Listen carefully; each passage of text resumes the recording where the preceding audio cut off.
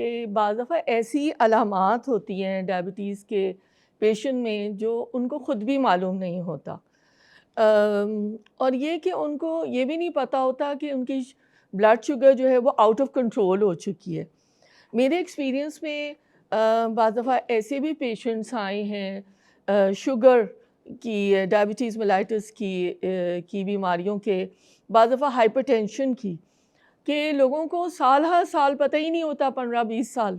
اور بس وہ سمجھتے ہیں اچھا کمزوری ہو گئی، اچھا یہ ہو گیا، اور وہ زندگی اسی طرح چل رہی ہوتی ہے۔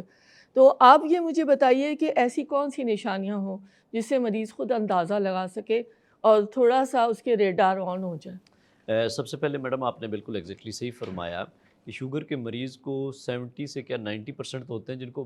کچھ خاص علامات نہیں آتی کہ ان کو شوگر ہے یا نہیں ہے۔ شوگر معلوم کرنی ہو تو آسان سے کچھ طریقے ہیں کہ جس سے آپ کو اگر پتہ لگ جاتا ہے کہ آپ کو شوگر کنٹرول میں جا رہی ہے یا آپ کو شوگر ہونے تو نہیں والی۔ اگر آپ کو ہر ٹائم فٹیگ، تھکاوٹ اور ایسے لگتا ہے کہ آپ کچھ بھی کرتے ہیں اور تھک جاتے ہیں جلدی، تو یہ ایک علامت ہے کہ جو کہ آپ کو شوگر کو ایک انڈیکیٹ کر سکتی ہے۔ اگر آپ کو نیند نہیں آ رہی، نیند آپ کی خراب ہوئی جا رہی ہے اور آپ کو نیند کی گولیاں کھانی چاہ رہی ہیں، تو اس میں بھی آپ دیکھ لیں کہ آپ کی باڈی میں کوئی انسولین ریزسٹنس کا فینومینا تو نہیں آ رہا۔ باقی 3 اس کے جو ٹپیکل سمپٹمز ہیں کہ پیشاب کسی کو بار بار آ رہا ہو، پیاس بہت زیادہ لگ رہی ہو، یا وزن ایک دم بہت زیادہ کم ہو جائے یا بڑھنا شروع ہو جائے، تو یہ علامت ہے کہ جو بتاتی ہے کہ کسی کو شوگر ہونے تو نہیں والی۔ اس کے علاوہ جن کو شک ہے کہ مجھے شوگر ہو تو نہیں جائے گی، وہ کچھ انسولین ریزسٹنس کی علامات ہوتی ہیں کہ آپ کی گردن اگر کالا ہونا، اس پہ ہونا بلیک کلر آنا شروع ہو جائے، کالا کلر آنا شروع ہو جائے، بغل کالی ہونا شروع ہو جائے، جسے ہم اکینتھوسس نائگریکنز کہتے ہیں، تو وہ بھی ایک نشانی ہے کہ آپ کے جسم میں انسولین ریزسٹنس ڈیولپ ہو رہی ہے۔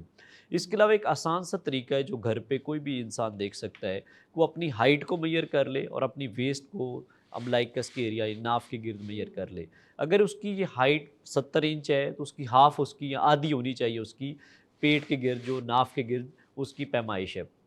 اگر وہ آدھی سے کم نہیں اور زیادہ ہے تو اس کا معلوم یہ ہوتا ہے کہ اس سے اس کی جسم میں انسولین ریزسٹنس کا جو بیج ہے وہ لگ چکا ہے۔ وہ اب ٹرائیگلیسرائڈ جو کولیسٹرول کی بری حالت ہے اس کی صورت میں نظر آئے، اس کو بلڈ پریشر، شوگر، یہ علامات ہو سکتا ہے تھوڑے ٹائم کے بعد آئیں، لیکن یہ اگر کسی کے اندر پرابلم آ رہی ہے تو اس کو الرٹ ہو جانا چاہیے کہ اپنی خوراک کی، اپنے لائف سٹائل کی سمت کو بہتر کرے تاکہ وہ شوگر کو ہونے سے بچا لے۔ میں یہ چاہوں گی کہ ناظرین کے لیے یہ آپ وضاحت کریں کہ یہ انسولین ریزسٹنس آخر ہوتی کیا ہے؟ انسولین ریزسٹنس جو عام بندہ جو گھر میں بیٹھا ہے، جس نے کوئی بہت زیادہ ایجوکیشن بھی جس کی نہیں ہے، اس کو سمجھانے کے لیے ہے کہ ہماری خوراک میں 3 چیزیں ہوتی ہیں، جس میں میکرو نیوٹرینٹس جسے ہم بولتے ہیں، جس میں کاربوہائیڈریٹس ہیں، پروٹین ہے، فیٹ ہے۔ اب اس میں جو کاربوہائیڈریٹس ہے یعنی شوگر ہے، وہ آپ کی خوراک میں جب آپ کھاتے ہیں تو اس کے مقابلے میں جسم میں ایک کیمیکل ہوتا ہے جو کہ لبلبا ایک آرگن ہوتا ہے، اس سے نکلتا ہے، اسے ہم انسولین بولتے ہیں۔ انسولین کا کام، جو اس کے بہت سارے کام ہیں لیکن اس میں سے ایک کام یہ ہے کہ اس نے جو شوگر آپ کے خون میں آئی ہے، اس نے خلیوں میں پہنچانی ہے۔ اب خلیوں کا کام یہ ہے کہ اس نے شوگر کو لینا ہے اور آگے آپ کو انرجی دینی ہے۔ اب اس کی مثال ایسے بھی لے لیں کہ ایک کمرہ ہے، ایک روم ہے، ایک باہر ڈور کیپر کھڑا ہے، کوئی چوکیدار کھڑا ہے، تو اس کا کام ہے کہ جو باہر سے لوگ آ رہے ہیں ان کو کمرے میں داخل کرنا ہے۔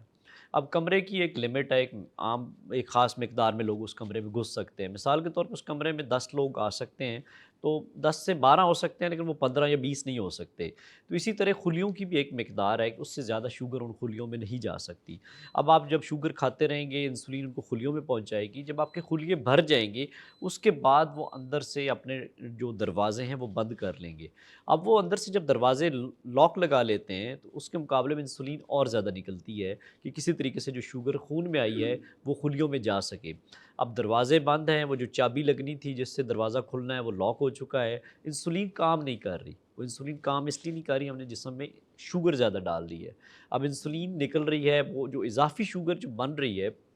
وہ اس کو پھر فیٹ میں، چربی میں کنورٹ کر دیتی ہے، جو کہ چربی اگر آپ ٹیسٹ کرواتے ہیں تو ٹرائیگلیسرائڈز آپ کے بڑے آتے ہیں اور آپ اس پہ فیٹ بند کر دیتے ہیں، چربی بند کر دیتے ہیں۔ اس کے علاوہ وہ آپ کو فیٹی لیور کرواتی ہے، وہ آپ کا موٹاپا کرواتی ہے، پیٹ کے گرد جمع ہوتی ہے تو پیٹ بڑھ جاتا ہے۔ تو یہ انسولین ریزسٹنس زیادہ شوگر لینے کی وجہ سے زیادہ انسولین نکلتی ہے، اور زیادہ انسولین اس خلیوں کے اندر شوگر بھیج نہیں سکتی جو کہ آسانی سے جا سکتی تھی اگر آپ شوگر کا انٹیک کم کر لیتے۔ تو یہ ہے جو آسان الفاظ میں انسولین ریزسٹنس کو جی، سمجھنے کے لیے۔ زیادہ شوگر لینے کی وجہ سے بھی اور زیادہ بیڈ کاربس لینے کی وجہ یعنی سے بھی۔ سمپل اینڈ ریفائنڈ کاربوہائیڈریٹس کی جو ٹائپس ہیں جی وہ لیتے ہیں تو وہ اس انسولین ریزسٹنس کو زیادہ اسپائک کرتے ہیں۔ جی باقی بالکل جو انسولین پروٹین اور فیٹ سے نہ ہونے کے برابر نکلتی ہے، یعنی اگر ہم کاربوہائیڈریٹس کا انٹیک کم کرتے ہیں، پروٹین اور فیٹ اینڈ فائبر زیادہ لیتے ہیں، تو اس سے ہماری انسولین جو اندر بن رہی ہوتی ہے وہی کام کرنا شروع کر دیتی ہے۔ اب ہمارا اس میں ایک پرابلم آتا ہے کہ انسولین جسم میں آلریڈی ٹائپ 2 ڈائبٹیز میں زیادہ نکل رہی ہوتی ہے،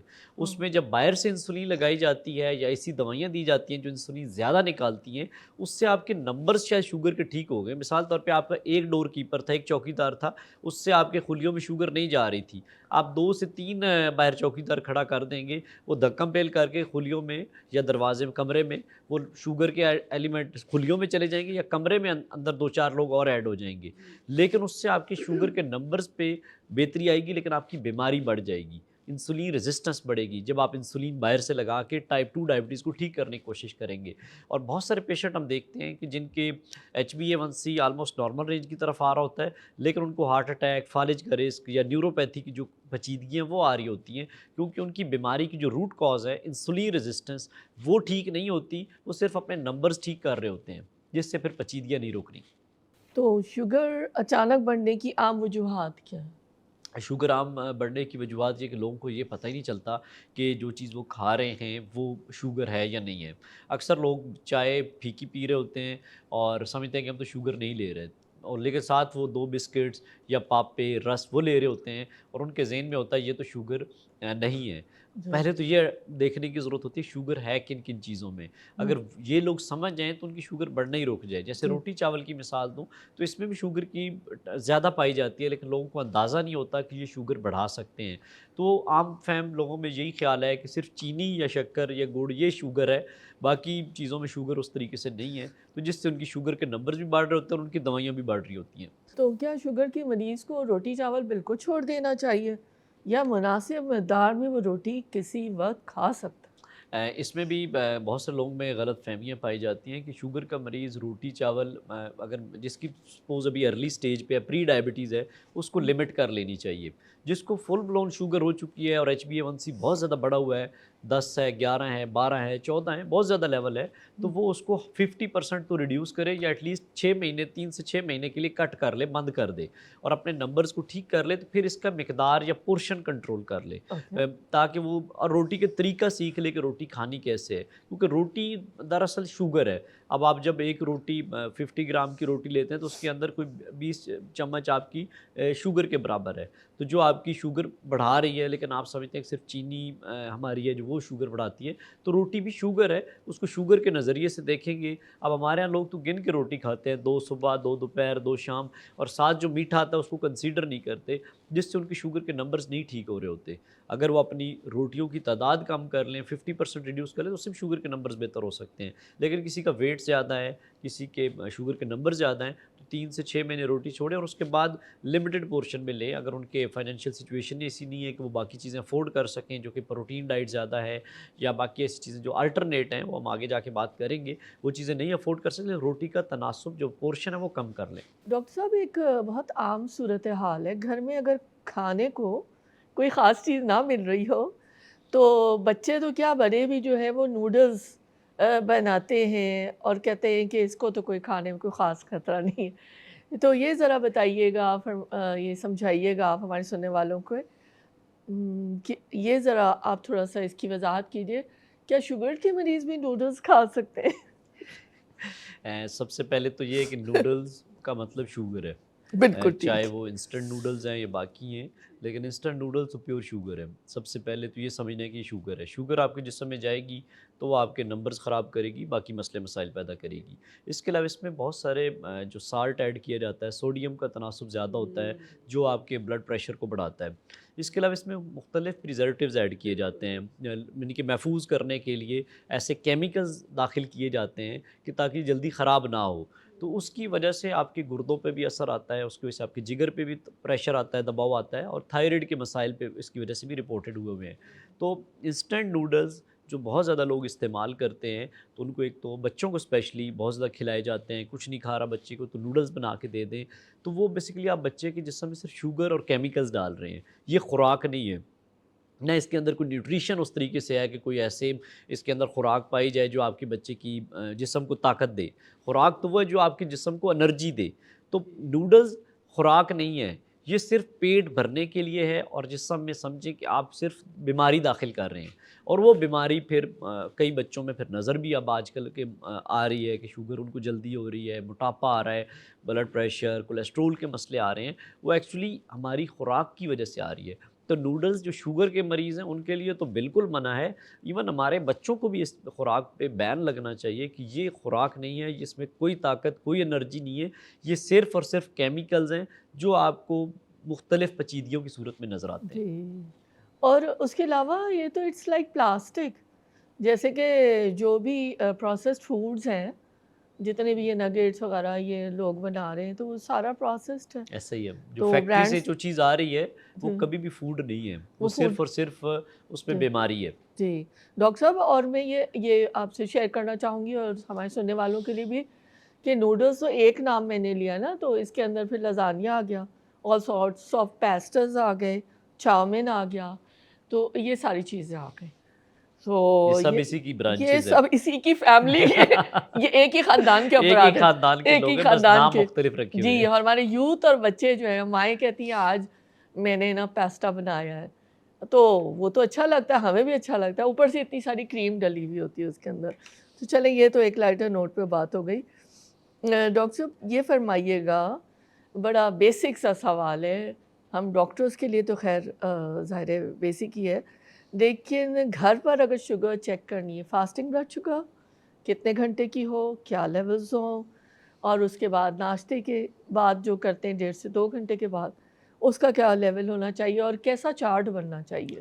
سب سے پہلے یہ کہ شوگر کے مریضوں کو اپنا شوگر چیک کرنے کا طریقہ صحیح سیکھنا چاہیے، کہ ہمارے یہاں ایکچولی لوگوں کو شوگر چیک کرنی ہی نہیں آتی، جس کی وجہ سے وہ اکثر یا تو کنفیوز پائے جاتے ہیں کہ ڈاکٹر صاحب جب ہم میٹر پہ چیک کرتے ہیں تو وہ اس پہ بہت زیادہ آ جاتی ہے، لیبارٹری سے چیک کرتے ہیں تو اور لیول آتے ہیں، وہ چیک کرنا ہی چھوڑ دیتے ہیں، وہ دیکھتے ہی نہیں ہے کہ ہمارے لیولز کتنے آ رہے ہیں، جس کی وجہ سے وہ پھر روز یہ بھی نہیں اندازہ لگا سکتے ہیں کہ ہمارے نمبرز بڑھ رہے ہیں، وہ خوراک پہ بھی دھیان نہیں دیتے، لائف سٹائل پہ بھی دھیان نہیں دیتے۔ تو سب سے پہلے شوگر چیک کرنے کا طریقہ یہ ہے کہ آپ سب سے پہلے اپنے ہاتھوں کو اچھی طرح دھو لیں، صابن سے، پانی سے دھو کے ان کو تھوڑا سا خشک کر لیں۔ سم ٹائم کو میٹھا لگا ہوا ہے تو وہ آپ کے مٹھاس آپ کے میٹر پہ جائے گی، آپ کے شوگر کے نمبر زیادہ نظر آئیں گے۔ پہلے ہاتھوں کو دھو کے خشک کر لیں، اس کے بعد آپ ہاتھوں کو تھوڑا سا رب کر لیں، آپس میں رگڑ لیں تاکہ خون کا بہاؤ اس طرف بہتر ہو جائے، کیونکہ کئی لوگوں کو یہ بھی شکایت ہوتی ہے جب ہم سوئی مارتے ہیں ہمارا خون نہیں نکلتا، یا ہمیں تکلیف زیادہ ہوتی ہے کیونکہ وہ صحیح طریقے سے چیک نہیں کر رہے ہوتے۔ تو اس میں جو چیک کرنا ہے آپ اس میں یہ جو درمیان والی 2 انگلی ہیں، یعنی کہ جو مڈل فنگر ہے اور رنگ فنگر ہے، یعنی کہ انگوٹھی والی اور درمیان والی انگلی، ان 2 انگلیوں سے چیک کر سکتے ہیں۔ یعنی جو انڈیکس فنگر ہے شہادت والی انگلی، اس سے نہ چیک کریں، جو سب سے لاسٹ چھوٹی انگلی ہے اس سے چیک نہ کریں، اور انگوٹھے سے چیک نہ کریں، یعنی کہ یہ 2 انگلیاں استعمال کریں شوگر چیک کرنے کے لیے۔ اس میں بھی چیک کرنے کا طریقہ یہ ہے کہ آپ جو نیڈل ہے، سوئی ہے، پہلے اس کو سیٹ کر لیں، جو پرکر ہے، اور کارنر کے قریب لگائیں سوئی کو، بہت لائک سینٹر میں مارتے ہیں تو اس سے تکلیف لوگوں کو زیادہ ہوتی ہے، اور پھر خون کو یعنی کہ نکالنے کے لیے بہت زیادہ پریشر سے نہ دبائیں، کچھ لوگ بہت زور سے دباتے ہیں جس سے بھی خون کے خلیے ٹوٹتے ہیں اور شوگر کے نمبرز آپ تک تھوڑے سے بڑے ہوئے نظر آتے ہیں، اور لائٹ سا پریشر دیں، پہلا ڈراپ آپ ویسٹ کر دیں اور اس کے بعد جو سیکنڈ ڈراپ ہے وہ آپ مشین کے ساتھ لگائیں اور اپنے نمبرز نوٹ کر لیں۔ اب چیک کرنے کا طریقہ یہ کہ جو فاسٹنگ شوگر ہے، نہار جو شوگر ٹیسٹ ہوتی ہے، اکثر لوگ یہ 14 16 گھنٹے بعد چیک کر رہے ہوتے ہیں، جو صحیح طریقہ نہیں ہے۔ فاسٹنگ کا ٹائم ہے رات ڈنر کے 8 یا 10 گھنٹے کے بعد، یعنی کہ جب آپ نے رات کا کھانا ختم کیا اس کے 8 یا 10 گھنٹے کے بعد جو شوگر صبح چیک ہوگی وہ فاسٹنگ ہے، اور اس میں بھی یہ ہے کہ جب سورج کے نکلنے سے پہلے پہلے کا ٹائم زیادہ بہتر ہوتا ہے، کیونکہ صبح ڈاؤن فینومینا کا امپیکٹ زیادہ آتا ہے جس سے صبح کی شوگر ویسے ہی بڑھ جاتی ہے، جس سے شوگر کے مریض اکثر کنفیوز پائے جاتے ہیں کہ ہماری صبح کی شوگر کیوں بڑھ گئی ہے۔ ایک تو ان کا طریقہ غلط ہے، دوسرے نمبر پہ آ جاتی ہے رینڈم شوگر. رینڈم کہتے ہیں کھانے کے 2 گھنٹے بعد. اس میں بھی یہ ہے کہ جو کھانے کا آپ نے پہلا نوالا لیا ہے اس کے 2 گھنٹے بعد شوگر ٹیسٹ کریں. یہ نہیں ہے کہ آپ کھانا ختم کر کے جب 2 گھنٹے بعد چیک کرتے ہیں تو وہ صحیح رزلٹ نہیں ہوتا. جب آپ پہلا نوالا زبان پہ رکھتے ہیں تو آپ کے جو منہ سے کچھ لباب میں کچھ کیمیکلز نکلتے ہیں جو کہ آپ کی شوگر کو ڈائجسٹ کرنا شروع کر دیتے ہیں. تو پہلے نوالے سے اپنی شوگر کو کاؤنٹ کریں, نہیں چیک اوکے. کرنا. اوکے. مثال طور پہ آپ نے 8 بجے ڈنر کیا تو 10 بجے آپ اپنی شوگر ٹیسٹ کر لیں اور پھر اس کو کہیں لکھ لیں. اگر آپ کے نمبر جو فاسٹنگ ہے, آپ نے اگلا سوال تھا کہ کتنے لیولز ہونے چاہیے, فاسٹنگ میں آپ کی 100 یا 110 سے کم ہونی چاہیے خالی پیٹ نہار شوگر.